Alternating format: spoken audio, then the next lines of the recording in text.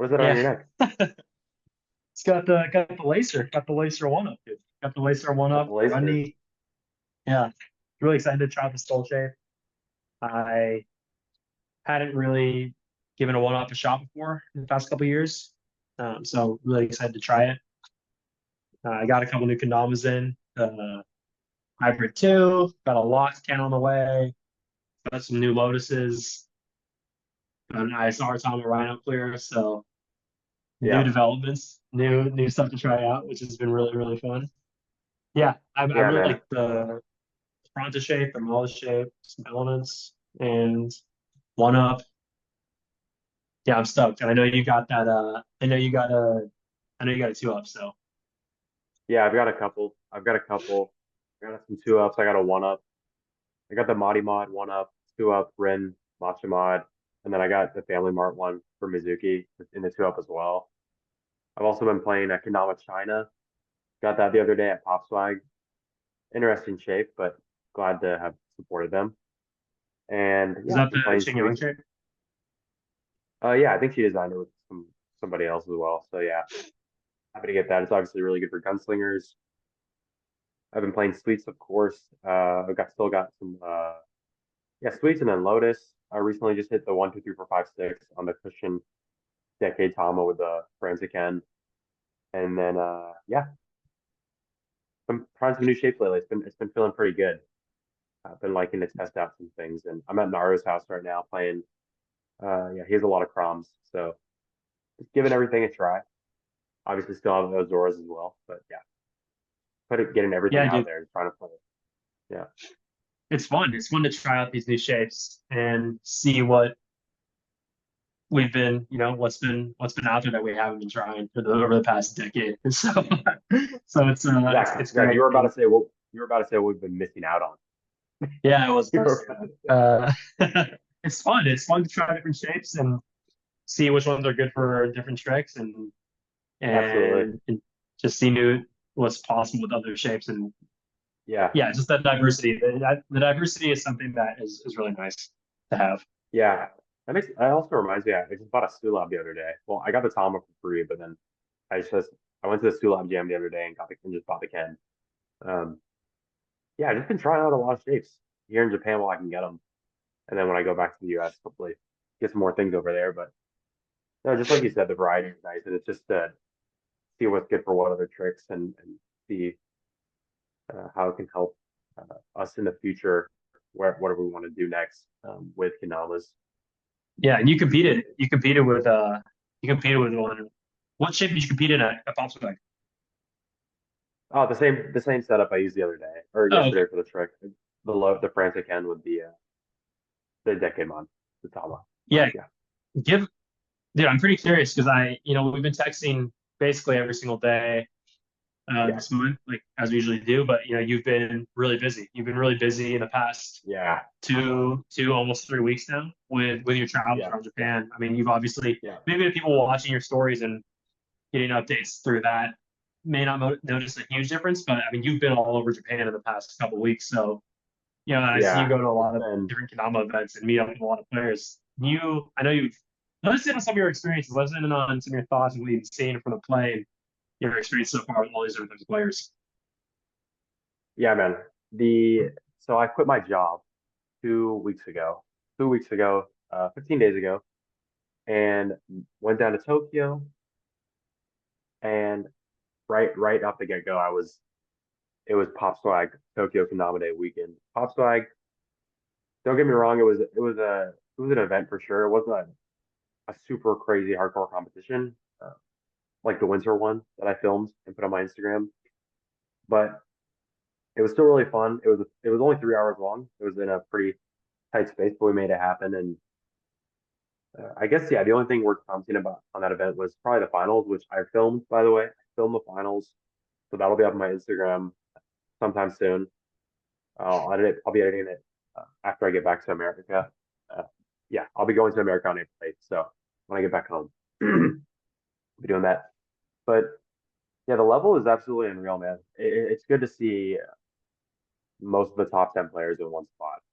It really is crazy to see top five, top six players all in one venue, and then obviously you've got the other top four in the world somewhere else. But I mean, once you come here, you're playing with most of the best players in the world. Like they're the best in Japan, but that just also means they're the best in the world.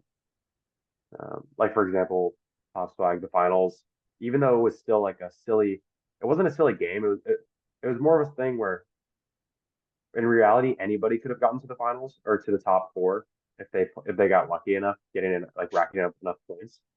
But the two best players there still held true. The finals were Ryoga and Takuya. Madi already has a seed to the winner Top Swag finals, and yeah, the winter one this year. So he wasn't really going for the win, but Ryoga and Taki were in the finals, and man, but I just love watching those two play. Those two are, I mean, Ryoga's like the reincarnated, the next coming of Takuya, as a lot of people say, and I've been able to actually jam a lot with Ryoga in the past week, and it's hard to believe that there's somebody else better than him, just playing better than him out there. But and then you go check Takuya's Instagram and watch Takuya in person, and you're like, oh wow, okay, he exists. Somebody better than Ryoga actually exists, and yeah, so those two are really pushing the game, and I won't tell you guys who won the Pop Swag finals yet. Some people already know because I've seen it on Instagram, but I've got the finals coming up for you guys. So yeah, it was an incredible match. Uh, Can but you yeah, the next describe? day, So you've been putting. Well, hold on, because you just said something pretty big there. Like you said, it's hard to imagine there's someone better than Ryoga on like the planet, and there is. it is But you said it's it's really hard hard. to imagine. It's hard to imagine. And so, can you describe kind of what Ryoga is like doing in front of you that makes you say that? Mhm. That's a pretty big statement. Yeah, so for me, it goes Takuya and then Madi and Ryoga are top three for me. Obviously different than them, but he just can do every single trick, and his turntables are just like absolutely mind blowing to see in person. I've never seen anybody have more control over a trick than him. But regardless, back to Ryoga. Those three are the top three for me, and Ryoga and Takuya play similarly. They're just so fast, you know. They just do everything so fast, and I think speed is definitely a really huge marker of skill. The way they go through tricks just so effortlessly, so all just insta, all just flow. It just shows the confidence they have when they're actually doing the tricks. Okay, they already know they're going to hit this portion, so they're already gearing up their knees and getting into position for the next trick they're about to do after. And obviously, we've all been there. We've all had that flow state, but the level of tricks they're doing within that flow state all the time, it's kind of unreal to see that in person, really feel the skill gap and how much better they are than everybody else. Um, and the juggles and just, I mean, this kid, Ryoga, my God, it's just, I saw him hit this trick in under 5 minutes at nothing but Kendama the other day. It was quad tap, juggle, 10, late 10, late 10, late 10, and then juggle, quad tap, juggle down fast. He did that ridiculously fast. I was trying four and then late four Kens, and I was like, have you ever done that before, Ryoga? He's like, I was practicing it the other day. He just goes up the film and does it in less than 5 minutes with a four tap at the end of it. So that that was ridiculous to see in person. Yeah, I filmed a double split stilt flip with him. He's been getting really good at stilts, and just his ball control is like unlike anything else I've ever seen. And the way he just flows through all the 10 taps and the juggle to handle stalls and and don't get me wrong, you assume that that's the only thing he can do, and that's the only thing I thought he could do for a while. But everybody in Japan, or I guess where all the top players are who can tap, everybody around them taps, and you start to think taps are the only trick that matters. You know, they're just the only trick that everybody does, and they're the only thing that matters here. And I say that because there's just a random kid in Osaka who can 10 tap in front of you, and he's not really a top player. He's just really good at taps, and it just means he's really good at Kendama. You know, I feel like taps are just a good benchmark of how good you are at Kendama at this point, just because all the best players in Japan are really good at taps. Even Madi, who you don't see tap, just did film a double eight tap juggle bird with that other kid at nothing but Kendama the other day. But Yeah, yeah, just the speed of Takuya and Ryoga. That's what separates them. It's I don't know if you guys saw Takuya's latest trick on the Udama Utaro mod. He just posted 2 days ago. I mean, what he's doing there is just you. I couldn't even think of that. If I couldn't even try to imagine that part of a trick, but he did it and he put it into reality. And you'll see those things with Ryoga as well. I mean, the consistency is out of the off the charts. And I mean, what was the obviously my trick? style, the one that Takuya did. Yeah, like just to reference it. I I honestly don't know if I could say it all. It just if Oh, you but it's ask me to not say just it, most recent clip. Okay, cool, cool, cool. it's his Yeah, most recent clip. You get it's just a yeah. bunch of instant inward lunar flips, which are ridiculously hard by Oh, yeah, themselves yeah, with some six taps. Do you remember Zach when I think Bryson Lee did the first ever triple inward lunar flip, juggle back, this triple inward lunar flip, and yeah. Taki just did I remember where I three or was. four. I remember where I was when I saw that clip. Yeah, yeah, and that's just such a hard trick in itself. And then Taki just did like three of those in line with a bunch of six taps and instant top like top tap backs and yeah, I couldn't even imagine that hard of a trick if I tried. So um, yeah, so I obviously Taki is a different beam, but Ryoga, I have to say, if you guys can see him in person at KDBC this year, or maybe even NACO, he's having talks about coming there. You will. I promise you, you have never seen anything like it in your entire life. Like if you're able to go to KDBC, EKC to see Takia, and then hopefully Ryoga this year. I mean, there's nobody playing like them. I've been able to jam with Ryoga. I stayed at his house the other day and saw him. This guy plays just like I used to play in 2018. I mean, he's playing up until 1 to 2 a.m. every day uh, with Maharu and other players online. He loves to play Kendama up till late. He plays from morning till night every day he can. He's not going to join a school club. He's a middle schooler this year, but he's not going to join a school club. Instead, he's going to make a Kendama club so he can have time to play Kendama. Yeah, he's going all the way, man. He's definitely aiming for to win KDBC this year, and I've never wanted anybody more to succeed than this guy right now. I mean, he's just a special kid. Taki is so many levels above everybody else, but if there was one person who could stand up to Takia and kind of match him, it'd have to be this kid, Ryoga. So yeah, watch out for him. Obviously, if you don't know him yet, now you do. I'm pretty sure everybody's kind of getting familiar though. He just joined Lotus as a Lotus. I want to say, I guess he doesn't have a pro model, so but we'll just say a Lotus Pro.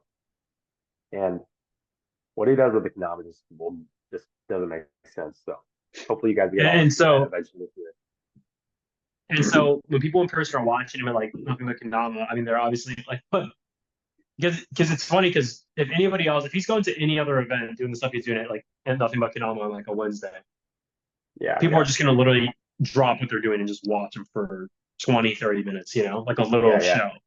What's the yeah. response People for do everybody that. else who's like used to it? Like, do people do that for him, or are people just like looking at him like, oh, nice, it's classic Ryoga, and he hits like 10 tap jug handle stall like first try, and then flows. Like, what's the response to that? Yeah, Is it just more so just like, oh, nice Ryoga again, and then keep moving on, or no, is it watching? no. I mean, people definitely watch. People definitely. I mean, not everybody that comes to nothing but Konami actually plays super hard. They just come to like I don't know, watch their kids or just hang out and chill and eat and stuff. They watch that kid. I watch that kid. It's hard not to watch him. He starts playing. You stop what you're doing. You have to watch what's in front of you. It kind of reminds me. I mean, people are used to it for sure, but and I feel bad because I've even gotten really used to it. Like over the past couple of days spending time with them, I was finding myself not going crazy after I don't know, a 16 tap juggle spike in my face, and I was like, oh, I guess I'm kind of getting used to it. But uh, yeah, his control is just incredible. But the people around are just so used to it already because they've been watching him play for years and in person as well. And it kind of reminds me of, I mean, Zach and you and I know what it's like to also have people stop and watch and have that feeling. It's it's so funny because Roga doesn't know what to say in the moment. And I can just kind of relate to that. Um, it's cool to see it change. Cool to see it. It just makes it feel like the generations are really changing. But with Takuya and Ryoga, I swear Takuya will do this at every event. He starts playing, people, there's just a crowd of people around him watching him go at it. Same thing with Ryoga as well, just on a smaller scale, just because I guess he's not as famous yet, or I don't know, he's not as big of a superstar yet, but obviously he's in the making. Everybody knows how good he is now, but it's just cool to see that happening in front of me. Like I'm on the other side of that now, and it, it just makes me kind of laugh when to myself when I think of Taki going to EKC because I think the one thing that the foreigners or people overseas outside of Japan are a lot better at is getting the hype up, getting the hype of, when someone starts going off, we start reacting and we start yelling and screaming and getting really amped. And that's something that Japanese players don't do as well. Not that they don't want to, but maybe they're just not really about screaming and yelling like that. They're But definitely more timid for sure. a little bit more timid and but I know that we are. I know that people in Europe go crazy and people in Europe go crazy over a lot smaller things than what Takia or Ryoga is doing. So once they see that in person, it's oh god, like I imagine Yasu's run last year. I know I had the whole entire event just on their feet, but to just see Takia going doing freestyle, I think it's going to register a lot harder with the European players and the American players. Yasu can control a stage. He's clearly the best freestyler in the world. He just knows what to do, and he really makes it look fun and interesting and engaging. But Taki, his pure skill is just going to blow everyone's mind and actually make people rethink what it means to be good at Kendama. I swear to you, people have never seen how good this is in person, and it's hard for me to believe when I'm watching it as well, just because I can't believe this stuff is possible on a freestyle. But the skill difference is just wild, man. So yeah, people are going to react a crazy amount at EKC. I can't even be Yeah, there, man. I'm just gonna be there. You have to get video of it. We just have to get video. Look at those fireworks in the background. I don't know what that is. I don't know what that was either. You But see that? yeah, dude, a couple of things. I mean, yeah, what you said about the generations keep going. It's like seeing Take and Ryoga and players like Shinosuke too. I had a moment in Yeah. Japan like this past summer where I was, we were just at Yoyogi Park a couple days into being in Japan, and I was remember just the group I was with, just all watching Shinosuke play like in a circle. I was like, yeah, it's just entertaining as hell. It's just so funny. It's so fun to watch, and yeah, funny to think about these little kids. Like I Yeah. mean, Kendama Colton is probably the youngest kid who's like making a huge splash in the American scene right now, and Of these course. kids are like around the same age, but Yeah. they've already been playing for 5, 6 years, at the same age Yeah. as Yeah. Colton, like age 12, 13. And it's so like they're just insane, like they're crazy. And And to see the generations yeah, get they're already chasing world it's championships. yeah, like they're already placing in the top 10, which is so nuts. Like they're literally in sixth grade. So I think it's so interesting to see I mean the generations pass each other up. I mean, no matter what, I mean, the skill level of every generation is always going to surpass the next one, and it's been cool to see that across multiple generations as players like us who've been in the game for 12 years. I honestly never. It was hard for me to imagine that happening for like our generation of players, just because Yeah. I didn't know that many young kids who were like I didn't perceive anybody as on the come up, or I mean I did, but definitely not as like, oh my god, they're gonna surpass like every pro in my generation like Yeah. really soon. Yeah. Yeah. I never thought about it like that. Even Ryoga, like we both knew him. We both were playing Konami with him like 5 years ago. We were playing Konami with him 5 years ago when he was like pretty decent. And now he's literally a different beast. Like he's a different breed of a Konami player. Just to see that. And like I remember when Taki was like also pretty good. Like Yeah.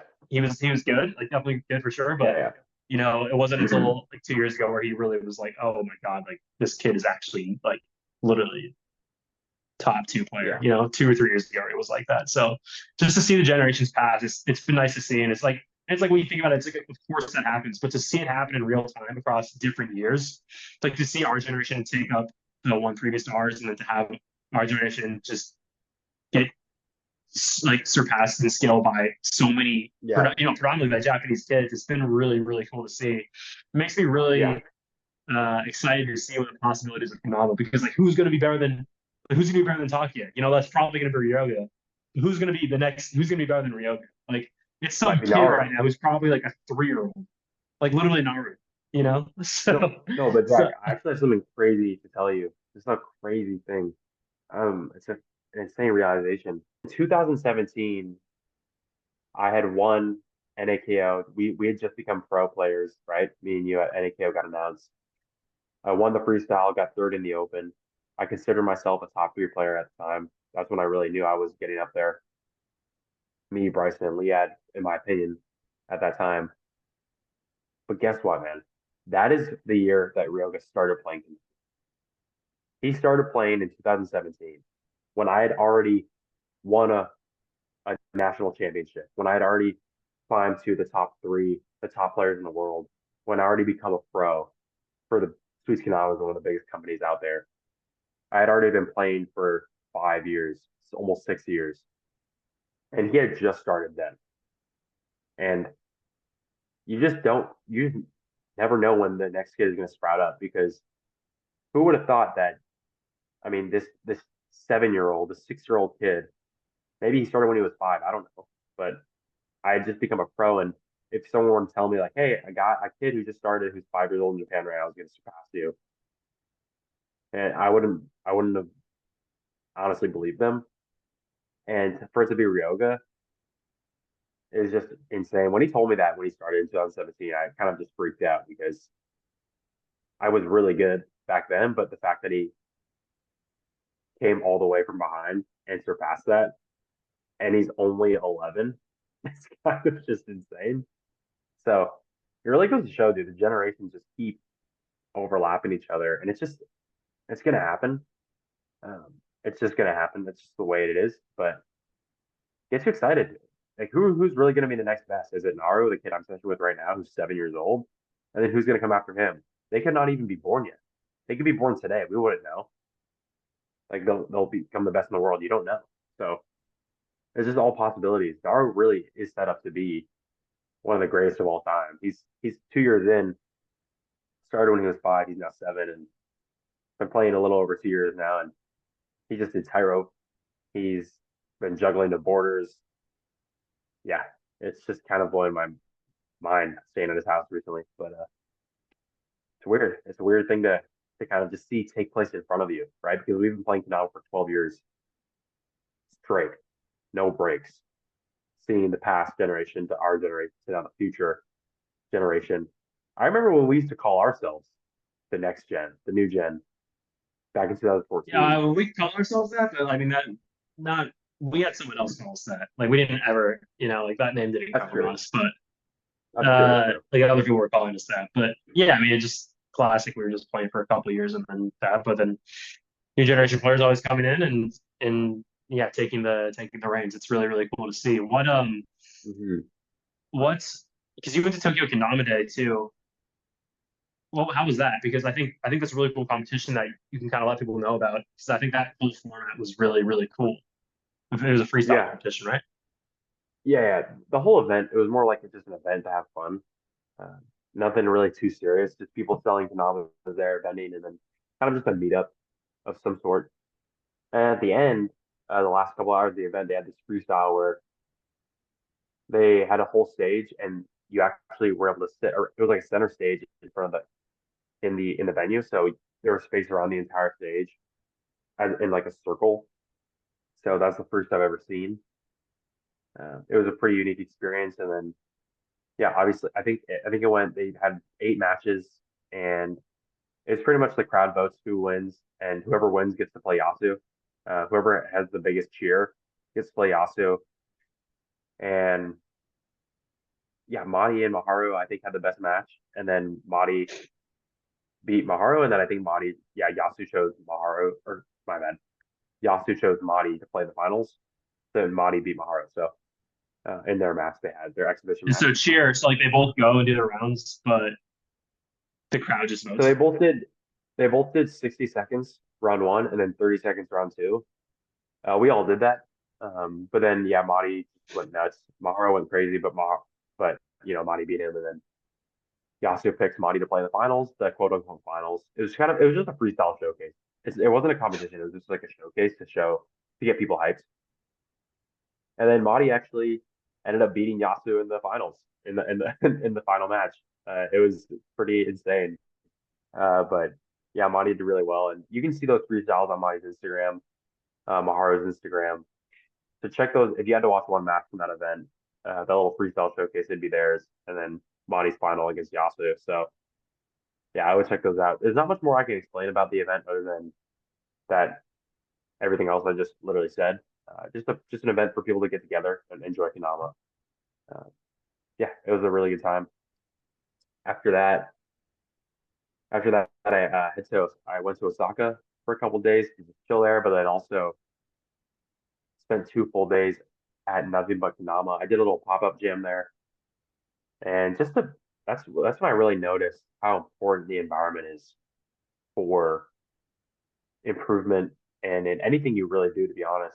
In Kendama, uh, it's just so important to surround yourselves and get involved with the best players you can if you're looking to improve at the fastest way at the fastest rate possible. I went to nothing but Kendama and got to jam with Ryoga and Madi all day. That's not really something you got to do. You know, jam with some of the top best players in the world, like the top three best players. Um, Not including myself. I just meant, you know, Ryoga and Madi as two of the top three. But uh, yeah, I just felt a different energy, man. I just felt that I was more on point and I was doing harder tricks, and I was able to lace 10 turntable with Madi, double 10 turntable with him. I think a minute. I think we did that in 1 minute. It only took us like 3 or 4 tries to do that. It took, well, to be honest, like it took me 3 or 4 tries because Madi's never gonna miss that. But after that, I did a quint still flip with Ryoga doubles, and it just makes you want. There's just something about being surrounded just by those people who are better than you, or people who really are just about Kendama like that. They don't even have to teach you anything. They don't have to tell you anything. You don't even have to really communicate with them. Just being in that environment, that energy, it just levels you up. And I was able to do it. And just for example, I mean, I laced a 20 turntable that day, twice on one of Monty's Kenamas, and I did 20 turntable, new turntable record for me. Didn't lace it on camera, but I'll get it soon.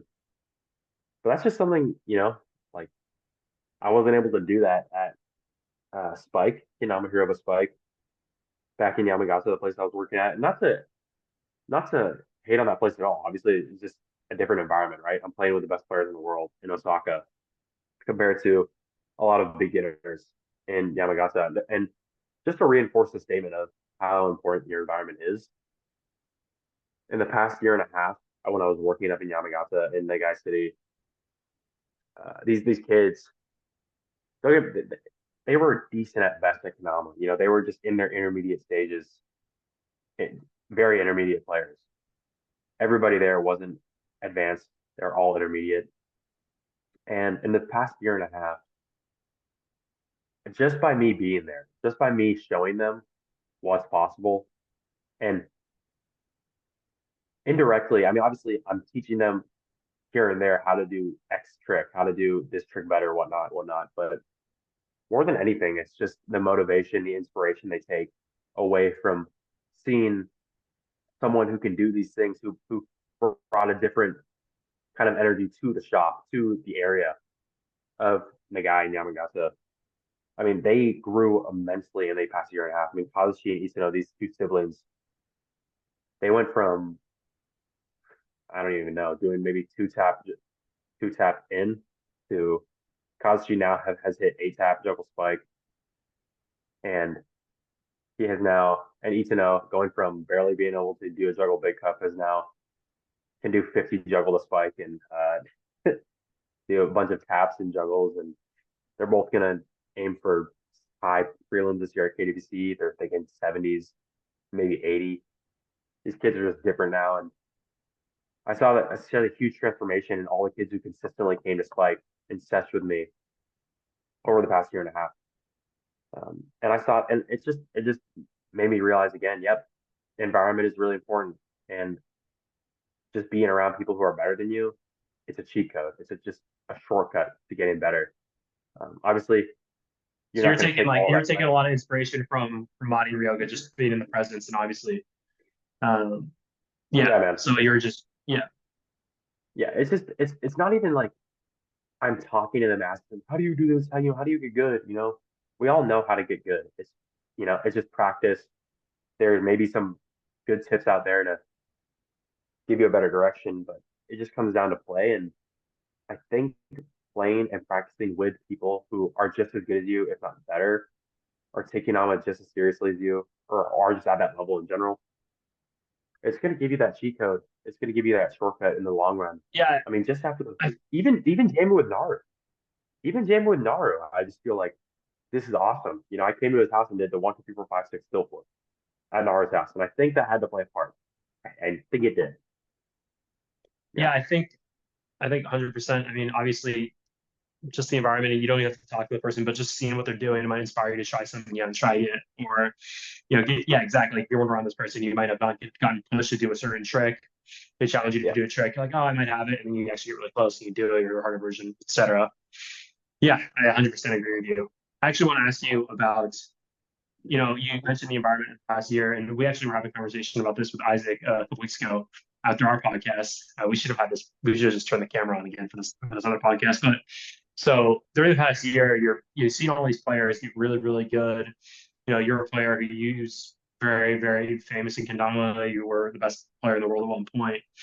And to come, you know, what was the mindset like? When you're seeing these players, you're not playing at a different frequency than you were from in all those years ago, like a couple years back. See all these players yeah, going on a tear. I mean, Ryoga and other players like Mahadi, they're playing hours and hours and hours and hours and hours every single day. How did your mindset and kind of just overall, I guess, confidence in play be affected? Because we were talking about that a couple weeks ago. yeah. Well, I'll just start it off by before. I just want to say a comparison statement. Before I came to Japan and moved here, I was playing with you every day for the past 11 years of my life, and that was a cheat code in itself, right? We always played together, push each other. We were rival. Obviously wanted to get better than each other, win competitions, and just having that person just close to us, being in the same house, it was just a huge cheat code. And then going from playing with Zack Gallagher, out of all players in the whole world, playing with Zack Gallagher for 11 years straight, and then going to Japan, and then going into an environment where I don't have Zack, and I don't have a player that's remotely close, and it's fine. No hate to any player who's not on that level, but just to give you a good comparison statement here, it was definitely a little bit eye-opening to see how much my progress and my growth as a player and with skill just kind of stopped. It didn't stop. It got slower for sure. I think playing with Zack definitely had me on a speed run for years and years and years. And I wasn't used to playing without Zack. And when I got to Japan and I lost Zack and Johnny and some other players and all of UW Kendama, just that environment, it kind of was just a huge shock. I didn't think much at first, but I quickly went to catch and flow right after I moved to Japan and saw the level. And then I thought, wow, it's really different here. It's really different. And I didn't actually feel, well, I guess not back then, but I guess going into 2023, going into March, April, May, June, July, my confidence with my play, not a thought. I didn't think I was a bad player at all, obviously. Uh, Definitely know how good I am and how far I've come, but it was definitely weird. I didn't feel the urge to play as much as I used to. It wasn't because Kendama became my job or anything. I think definitely a lot of other changes happened in my life, but also I think the environment has something to do with it. I was, lifting everybody else up around me unconsciously, just by being there. All the kids have just been getting insane. Uh, and on the other hand of that, on the other side of that stick, I don't think my progress actually was going up as much. I think it kind of slowed down, which is okay. It's just the way it is. Uh, but I definitely lost a little bit of confidence there with my play and kind of had imposter syndrome when I saw people coming to see me a little bit and being like, "Wow, Nick, I really want to come see you and get a doubles with you and take a photo with you." And obviously, I get it. Like, it's not all about skill. I definitely have really think I've built up a reputation in the Kendama community, especially Japan, as one of the most one of the players who inspires people the most in Kendama for one reason or another, right? But I definitely think I have that. I've built a good foundation of some sort. But with just skill, in regards to just skill, I would sometimes think in the back of my head, "Dang, there's Takuya and other players right over there. I don't. Are you sure you want to get the doubles with me right now, or you want to go over to them because they're just on a whole different level?" And made me really start thinking, "Damn, am I really as good as people think I am? And am I really this, Nick G, this guy who is just this, people still think I'm number one, and people still think I'm this god player." And don't get me wrong, I'm not saying I ever got bad at Kendama by any means, but just definitely felt some imposter syndrome there, and my confidence took a little blow. But um, I worked through that, and I think, and to be completely honest with you, when I stopped playing Kendama, even in the past, I would say for a couple months there, for maybe after World Cup, right? I think for a month or two, I wasn't playing Kendama as hard, and to be honest, it wasn't until we started G standards where I really felt a switch within me come back to life, and I started landing tricks on film again, and started filming again in general, and started pushing myself, I really think it was because we created an environment that I had been missing for the past year. I had been living in Japan, and something that you had been missing as well. I'd assume just when you moved to Florida, uh, playing Kendama by yourself, Zach. Like going from UW and myself, and you moved to Florida. I think you dealt with some of that as well, losing that environment of players around you who could push you. And once we created that on G standards, albeit it was online, it's still online, and we're having our first event coming up soon in Seattle, which I'm really stoked about. But we have these meetings a couple times a week, weekly in G standards now, and it's it's truly changed what I thought possible for myself with Kendama. I mean, you saw myself in the past couple months go from somebody who maybe didn't have an interest playing a lot of Kendama per day, or to even know how to progress, or to even know what to do, or what tricks I should do that aren't boring to me right now. I mean, you saw this lull I took with Kendama. Maybe you experienced it yourself as well, Zach. But once we started G standards and popping on these calls with players who want to get better, want to better themselves every single day, you know, I was also interested in that, of course. But I think getting into my environment then online made me drastically change, and the improvement just Yeah, started coming in. I mean, the tyro flip started, the turntable started, tap started. I'm just feeling on a different level right now with how I'm playing Kendama, and it's an incredible feeling. I feel like I've missed out on it since I left you. But ever since we started G standards in this community, it's been just skyrocketed that level of progression. It was so fluctuant for months and months and months, but now it's that linear up arrow again. Just ever since we put yeah, ourselves in that environment. yeah, 100%. I definitely like you have been improving at tricks that previously you weren't really giving them a real shot after a certain point. And it's been nice to see you return some tricks and just excel at them. What I think Yeah. I want to touch on kind of you said that you worked through that imposter syndrome that maybe a little bit of insecurity there that, so you like, yeah, Mm, you worked through it, but how exactly did you work through it? Because, this coming from a player who's very, very skilled like yourself, it can yeah. be, there are some players in that situation right now who have been in that situation who might go through it in the future who are listening to this. So how exactly did you get through that? Because it wasn't like you woke up one day and like just everything changed. It was a process, I'm sure. Yeah. Um, it's something I never thought I'd feel. I actually had been asked if I had imposter syndrome ever by Parker Johnson in 2021 at NAKO. We were all staying in Minnesota for online. I just looked at him and I said, no, not really. I just know that everything I've done up until this point was meant to happen because I've worked hard and every time I win a competition, it feels really good. And I just looked at him, I was like, no, I don't really have imposter syndrome. It's just, I feel like it's all there. It means something. But then I experienced it in Japan and definitely was, and if I'm gonna be completely real with you, it wasn't just kind of like a 2 week thing that came and went. It was months and months and months and months of playing with people who, you know, who would sometimes come to Yamagata to come play with me, like really skilled players. And I would sit there playing Kendama and kind of just feel a little insecure for a couple minutes there because I'd be like, am I doing enough right now to kind of uphold the image of Nick Gallagher? Is this me? Is this level that they're perceiving Nick at? Am I reflecting that right? It made me feel weird playing Kendama just for a little bit. It's like if I wasn't on point, then I would think, okay, well, what does this make them think of me now? It's like, am I still this person? And can I still play like at this level?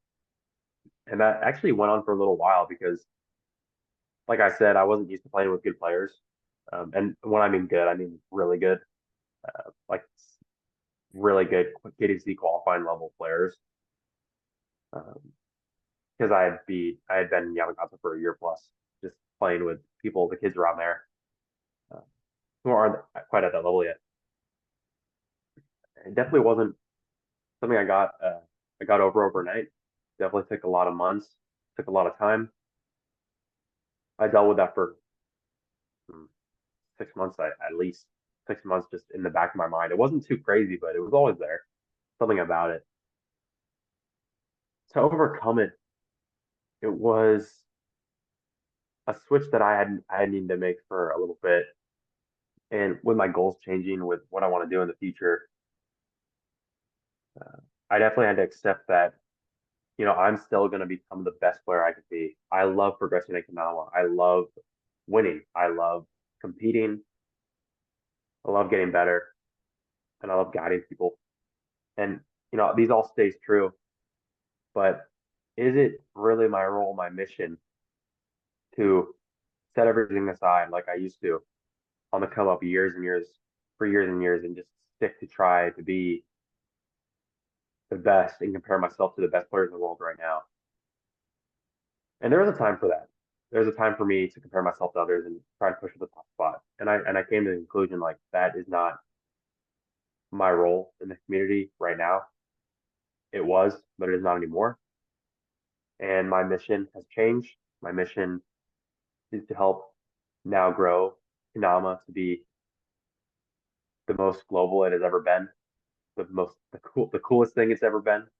The To make it as much of a sport, a real sport as possible, and to get it just more known on a global scale, more official, more setting the standard high. And I realized that was my main mission. And I made the conclusion that in order to get there, I'm going to have to do different things and work on different things. And I became at peace with the fact that I wasn't actually the best in the world anymore. Even last year, you heard me with an interview with Isaac saying, "Yeah, I think I'm number three. I think Tiblex and Takuya are better than me, but I generally don't see anybody else realistically being in front of me." And quickly after that, a lot of things changed, but very quickly. There's a lot of players who are better than me now. That's okay. It's just a new role, thing I'm kind of having to accept, which is totally fine now. I'm all about all the best players in the world getting to as the biggest level they possibly can. But just a different mind switch. I think you just have to accept that no matter, and obviously everyone's situation is different. You're not gonna have the same situation as me. You're not gonna be pursuing the same mission as me. Um, but I made I think G standards helps as well. Just having those people to lift you up around you. Um, for me specifically, right? I mean, that environment was everything. So Nick, so basically so a couple things happened. Yeah, You stopped playing Kendama as frequently, your interest level dropped.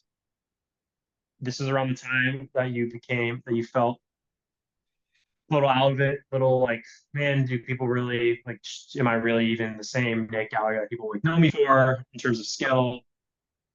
And basically what you're saying is the reason you got over that is you found more clarity on your mission and your vision as a player for yourself going forward, and you got into a new environment. Is that correct? that's definitely a big part of it. Yeah, I think with time it helps. I tell them with a lot of time it helps as well, but obviously to kind of make the conclusion to get the clarity was the environment switch, the kind of personal mission, the realization of where I was going and what I Yeah. needed to do to get there.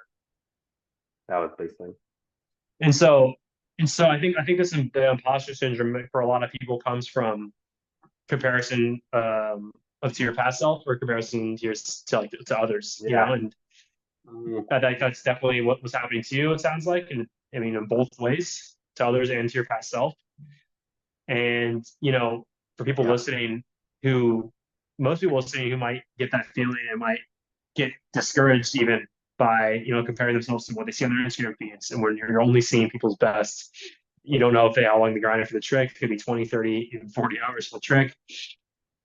But some people see that. I know some people watch and see those tricks. I'm like, man, like I can't post a trick. This is kind of a story trick. I should go harder. I should, I know, or think how I used to think, where I'm seeing my brother play every day, and I'm like, fuck, like no trick is good enough. That's what I used to think about my own tricks. Yeah. What would you say? How did you get yourself out of that, like the comparison, like trap, and how did you work to switch that association you had with that to actually have it benefit you in your favor, the comparison, or how did you let go of it, or how was that transition for you? Hmm. Yeah, it's tough. It's tough to sum up into one thing, and I think I didn't really get over it fully until G Standard started to help a lot, but it actually wasn't until very, very, very recently that I kind of let go of everything. I the Sula players came, and the Sula players came to Spike a couple weeks ago, right before I left, right before I quit my job. And at the beginning of that session, I still felt that feeling. I was okay, wow, I'm playing with these good players right now, and obviously, don't get me wrong, it's not like one player's super above the other. It's not like they came here and they're just absolutely destroying, but it was still kind of a new sensation to play with players who could actually play at the high level of a KDFC finalist. And I felt a little weird at first playing in front of them, just because I was like, okay, is this good enough? But then I think during that session, I made the clarity just hit me really hard. It also made me realize, it's not all about the skill, like my image right now. It's and looking at other players and comparing myself to my past self. You know, it, we've all gotten to this place for a reason. It's all meant to be. Everything that happens, I believe, happens for a reason. And going through these phases, right, of going through these seasons of chasing to be world champion, chasing these world titles, wanting to be the best, wanting to stay the best, and then as someone who's been playing for 12 years, who started out wanting to just be better than the friends at school, to getting a sponsor, to wanting to travel, to placing in a competition, to winning the world championships, to now working my job in Japan, and then having this. Naru's here. Naru's just about to come in. Do you mind? He's actually about to come on the camera. Yeah, get him on here. Look, he's right here. Everyone say what's up to Naru. If you're watching on YouTube, hello.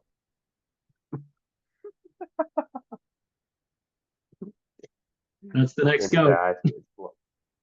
And the next guy you're looking at the next guy who's 7 years old, and he's yeah, he could be the next Takuya. He could be the next Ryoga. You don't know.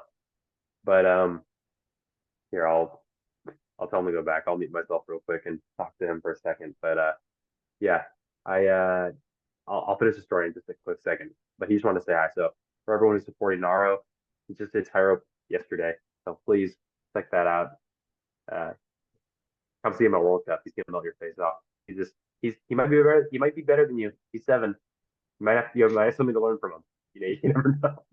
But yeah, okay, the dog's here. I'm gonna mute myself real quick and then come right back. Yeah. Okay. So maybe Nara can when he learns English and all that, he can go back and re-listen to that. When he's a couple years older and also probably debatably in the top 5 best players in the world.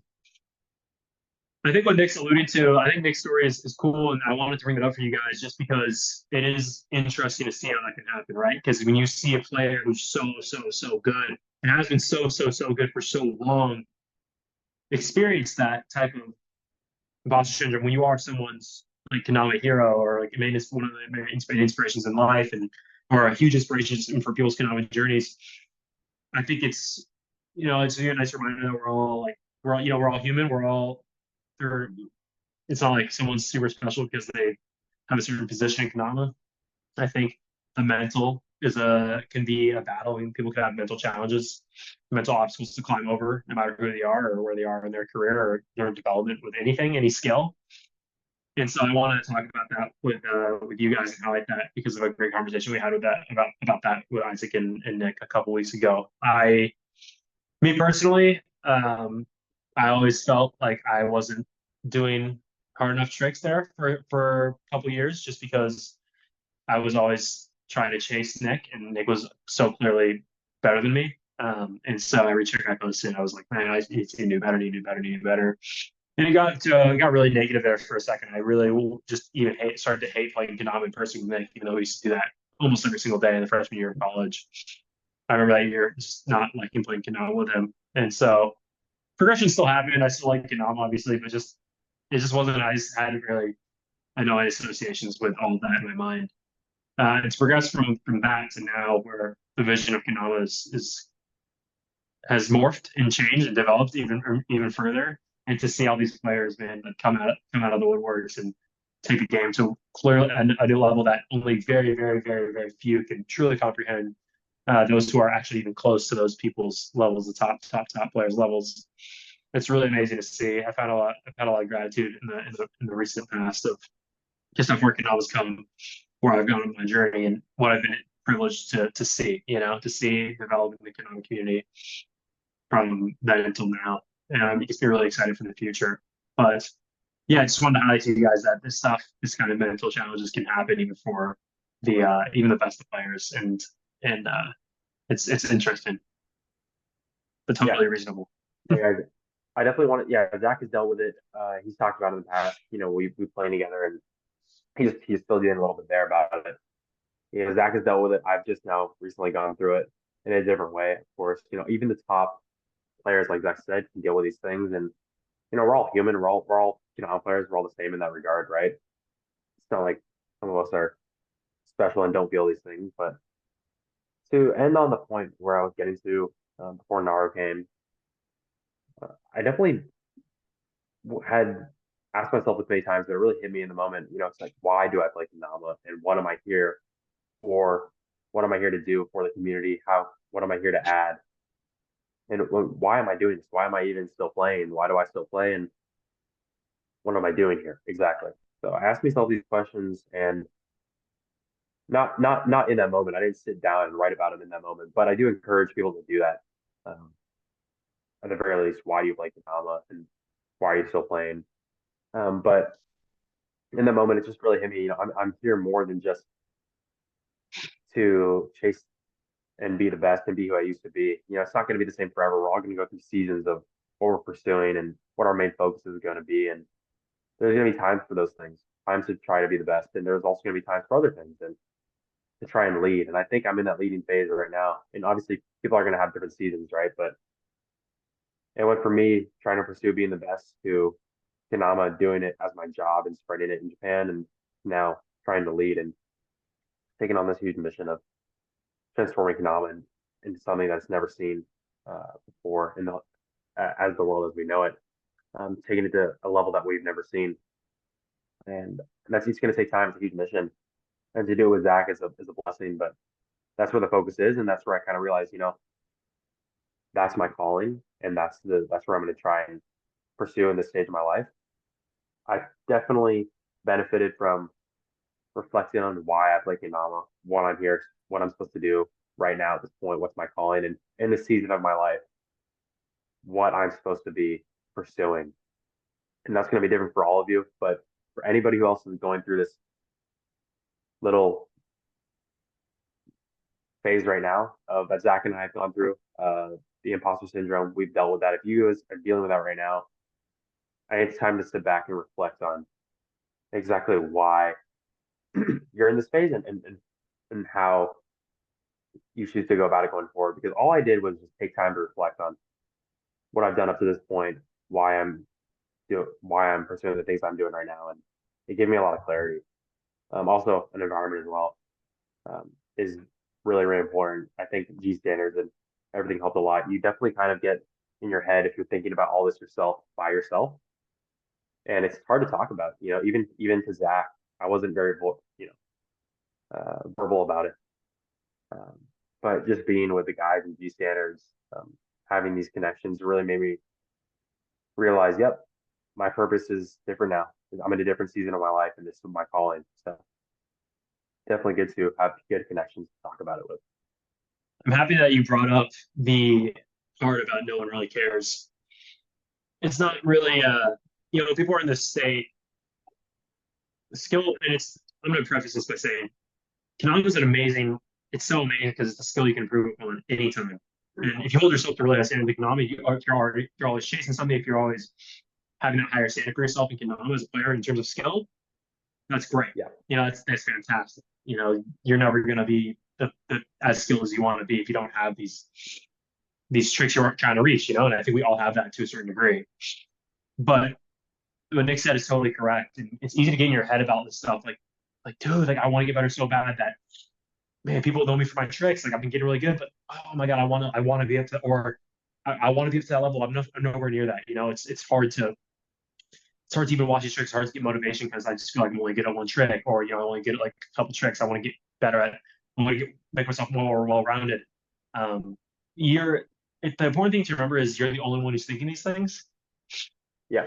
And no one gives a shit because really at the end of the day, people can watch you play Konami and it's going to be awesome. Like if you're really skilled, like that's really cool. But what matters way, way, way, way, way more than being skilled is being a person of outstanding character and a person of exceptionality across the board as a person, right?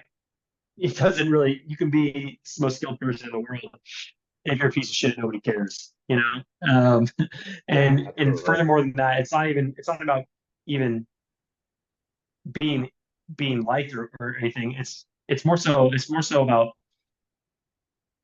you're so much more than just your skill level, And I'm not saying this, it doesn't matter about your skill, just play for fun. No, you should. If you want to get really good, like get really good. But just know that as long as like you're the only one in your own way. Like you're the only one in your own way with these things because nobody else is thinking them. The things that you think that other people might be thinking, they don't. 99% of the time, that's not. They don't exist. So I wanted to bring that up and kind of highlight that on what Nick said because I think about what I used to think about myself about 5 years ago, 6 years ago, about what I mentioned earlier in this podcast. It's just like I laugh because it's so like I was thinking horrible things about myself. And nobody was thinking those things. Nobody was. I was the only one conjuring those up. And as long as you focus on, just remember that what Nick said, like, why did you get into Kendama? And what's your true vision with it right now? Where do you want to be? And a couple questions you can even write about are literally like these 3 questions. What's your current state? What's your desired state? What's the problem? And as long as you write those out in regards to what you're facing, just having that clarity and seeing it on the paper is just like, oh shit, like the solution is so easy. or the solution, or maybe not just, you see the solution, but the path to go towards, becomes way more clear. And to end this, of course, like what Nick said is totally correct. It's like talking about these things are hard, but if you're facing this, if you have a group of awesome friends, you get, or players with a great mindset like you, talking to these out with people is a great thing. Is a great thing to do because we all, it's so relatable. It's so relatable to have these thoughts. And I've seen so many people in the community just in their captions express, I can tell that they really Yeah. they really hold their skill as their the majority of their worth as a player in the community and as a person in the community. And you know, it's it's only one piece of the pie. It's only one piece of the pie. And actually, in terms of how well people like how well you get along with people, how well you're going to fit into the community, it's very very small. It's almost non-existent. Everything else matters more is who you are as a person and how you conduct yourself and your personality and staying true. So Yeah. just know that you're the only one thinking those things, and it's you versus you. And as long as you really question and take time to think about it, I promise you, it's going to get better bit by bit. Yeah. I think just to top it off here, uh, becoming the best player that you can be personally in any way you want to take that. However, what role you want to play in the community, whether that is video skill or as a leader or as someone who's pushing some other part of the game. I'm not stopping. I didn't make this realization and give up trying to be good at Kendama. I'm still here working. I'm still here going hard every single day as much as I can with the time that I have, wanting to be the best player that I can be in all regards. Not just with the leadership, not just with pursuing this new mission, but I'm still trying to be as good as I possibly can with with my skill at Kendama. It's not going to stop. It's I just landed the 1, 2, 3, 4, 5, 6 still flip on camera yesterday, and you know, like what's next? I'm already thinking of the next trick, and I still have tricks on my list that I want to get down, like double tightrope flip, and then eventually triple.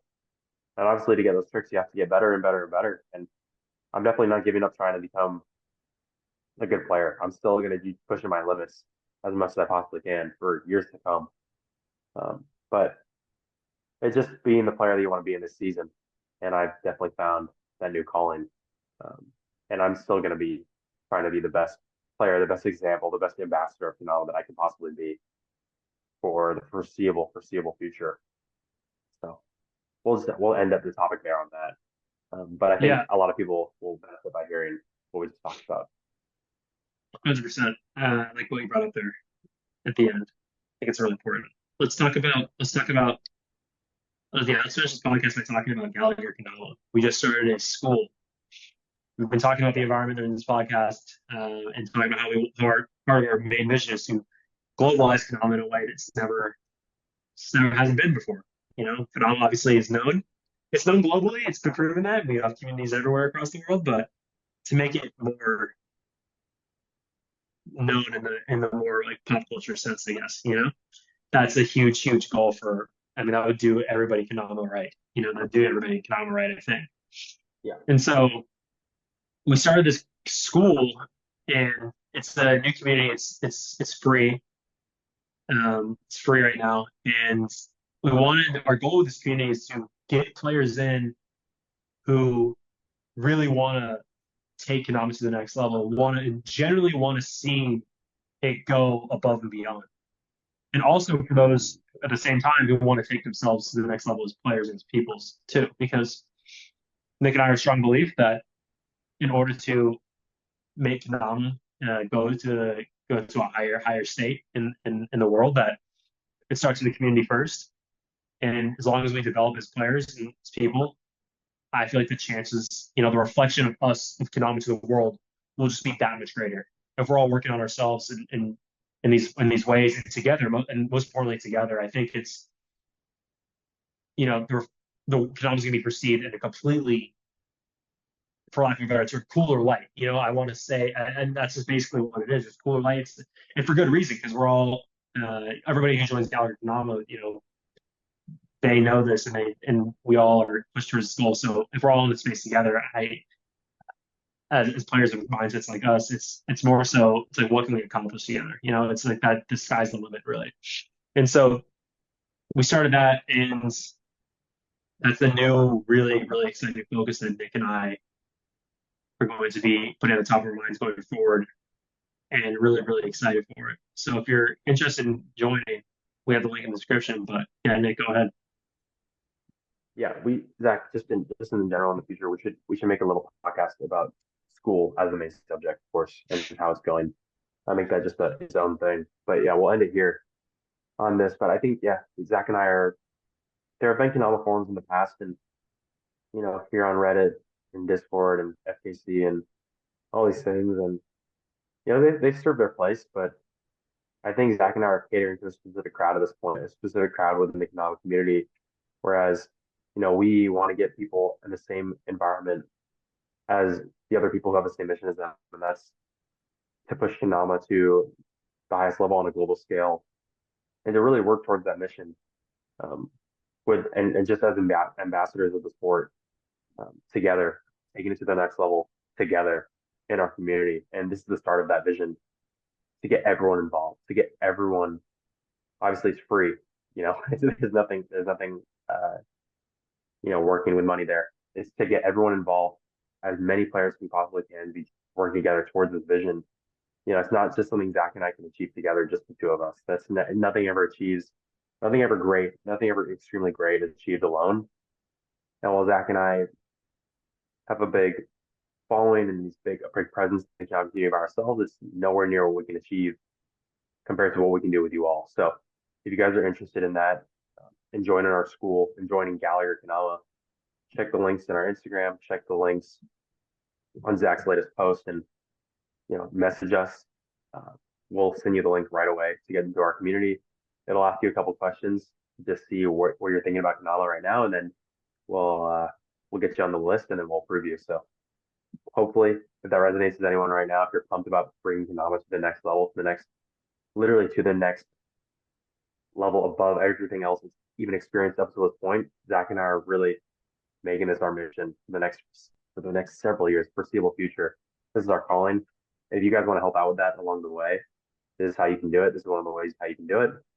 And we're just super excited to see you in there. It's very new. We just started, but man, a lot of stuff, a lot of good things are going to be happening with that school community, with Gallagher Canal in the months, years to come. Benefiting everyone who plays Canal in general in this world. So hope to see you in there. It's going to be epic. Yeah, come join the team.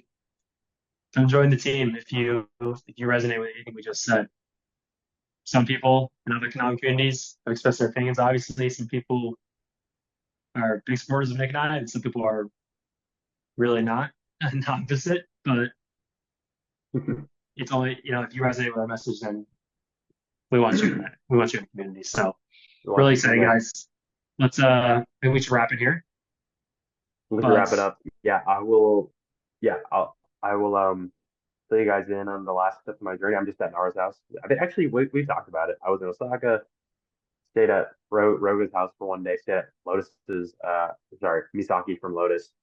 She just joined the team a couple months ago. Stayed at her house for one day and then came here to Fukuoka, staying with Naru, leaving to go see Misu from Terra today. I'm gonna be getting dinner with her tonight and then going back to Tokyo tomorrow. So just wanted to end the recap there with my journey last couple weeks. But yeah, about to go home on April 8th to America. So come out very soon in a couple days. Really excited to link up with Zack and then go all in on this for real. So excited, guys. All right, guys. See you in the next one. Yeah. Appreciate it. Hope you're having a great day. See you later.